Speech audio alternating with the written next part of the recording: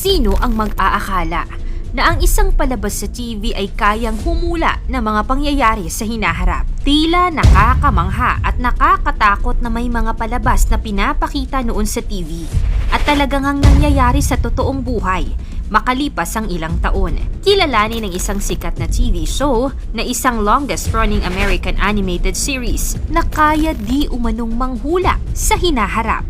Ito ang The Simpsons. Nagsimula pa noong December 17, 1989 at sa ngayon, meron na itong 35 seasons at mahigit 755 na episodes.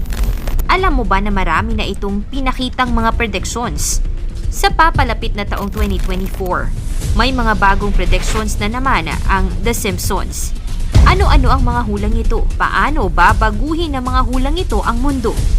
10 sa nakamamanghang hula ng The Simpsons ngayong 2024. Yan ang ating aalamin.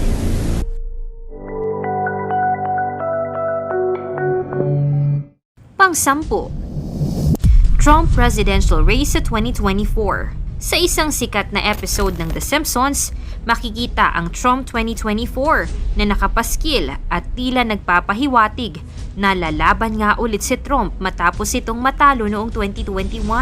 Bagamat kumpirmado naman ni Trump noong 2022 na lalaban siya ulit sa 2024, pero ang nakamamangha, ito ay napredict ng The Simpsons noong 2015 pa. Pang-9, pagsakop ng AI. Sa isang episode sa season 23, particularly sa episode 14, pinakita kung paano nawala ng trabaho si Homer dahil sa mga robot. Ang episode na ito ay pinalabas noong 2012, hindi pa man 2024. Alam na natin kung paano mas umusbong at sumikat ang teknolohiya, partikular na ang AI. Ngayon pa lamang, meron ng mga robot na ginagamit bilang waiter sa Japan, maging ang Jollibee sa Pilipinas. Ngunit sa darating na 2024, totoo nga bang mas uusbong pa at tuluyan ng mapapalitan ng mga robot ang trabaho ng mga tao? Pang-8, Mars Takeover. Noong season 27, sa episode 16 na pinamagatang The Martian Chronicles, pinakitang isang senaryo kung saan naghahanap ng mga volunteer na gustong mag-migrate sa Mars. Ito ay isinagawa ng Exploration Incorporated. Matatandaan na si Elon Musk ay may parehong plano gamit ang kanyang kumpanyang SpaceX. Sa 2024 na nga ba matutupad ang planong ito? Ano kaya ang magiging buhay ng mga unang tao sa Mars? Pang-7, virtual reality food. Isa sa prediksyon ay ang pagkakaroon ng digital food o ang paggamit ng virtual reality para malasahan ang mga pagkain. Sa episode na ito, makikita si Marge at Homer na kumakain gamit ang VR goggles. Tila kalokohan at imposible. Ngunit alam mo ba na malapit na itong maging posibilidad? Ang kumpanyang Aero Banquets or MX ay gumagawa ng ganitong imbensyon kung saan ang culinary fine dining ay ma-experience gamit ang virtual reality. Pang-6, female president sa USA. Isang episode kung saan pinakita si Lisa bilang kauna-unahang babaeng presidente ng USA. Sa kasaysayan ng USA, wala pa ring babaeng naging presidente. Sinasabi naman ng iba na natupad ng prediksyon nito nung nanalo si Kamala Harris bilang kauna-unahang black vice president ng USA. Sa paparating na eleksyon, matutupad kaya ang hulang ito? Pang-5, hologram technology. Marami nang nahulaan ang The Simpsons tungkol sa pag-usbong ng mga makabagong teknolohiya. Sa katotohanan, nahulaan ng The Simpsons noong 1995 ang video call technology na ipinakita sa isang episode kung saan kausap ni Lisa si Marge sa telepono gamit ang video call. Nagkatotoo naman ang teknolohiyang ito matapos ang ilang dekada noong 2010 nang pinakilala ng Apple ang FaceTime. Sa makabagong hula, may episode kung saan hologram na ang ginagamit sa pagtawag. Sa 2024, ito na nga ba ang simula ng pag-usbong ng hologram technology sa telepono? Pang-4, nuclear war ng China at USA. Pinakita sa isang episode na ibinabalita ang pagdeklara ng isang nuclear war sa USA at China. Makikita sa episode ang isang news reporter na ibinabalita ang mangyayaring gyera sa pagitan ng dalawang bansa at ang paghahanda ng Simpson family sa paparating na nuclear attack. Matagal nang may tensyon ang USA at China. Ngunit kung magkakaroon man ng malalang di pagkakaugnayan sa 2024, ito na kaya ang simula ng World War III. Pangatlo, ang bagong COVID pandemic.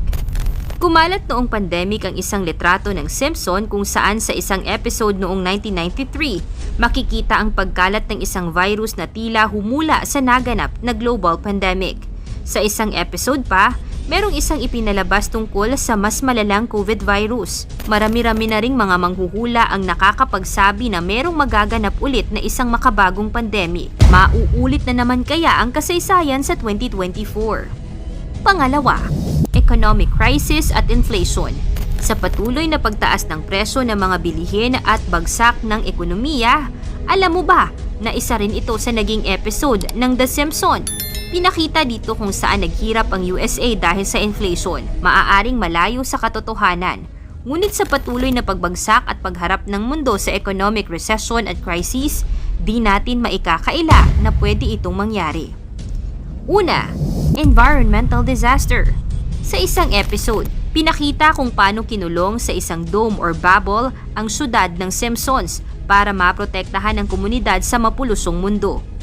Sa patuloy na paglala ng global warming, marami ng mga di kanais-nais at katakot-takot na mga nagaganap sa buong mundo. Kung patuloy na di magbabago ang magpapatakbo sa mundo at patuloy na pagkasira nito, hindi malayong mangyari nga ang ganitong sitwasyon sa 2024.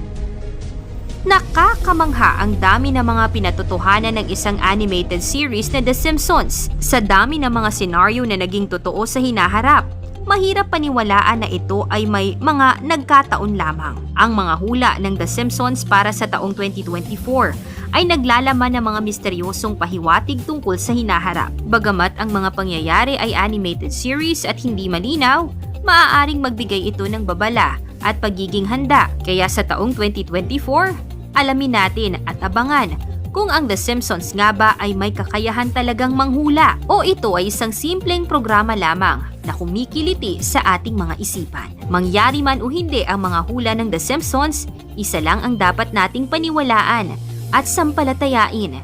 Ito ang nag-iisa nating kataas-taasang Diyos. Ikaw, anong masasabi mo sa mga hulang ito? Magkatotoo kaya ang mga ito o isa lamang huwad na panghuhula? I-komento mo naman ito sa ibaba. Paki-like ang ating video. I-share mo na rin sa iba. Salamat at God bless!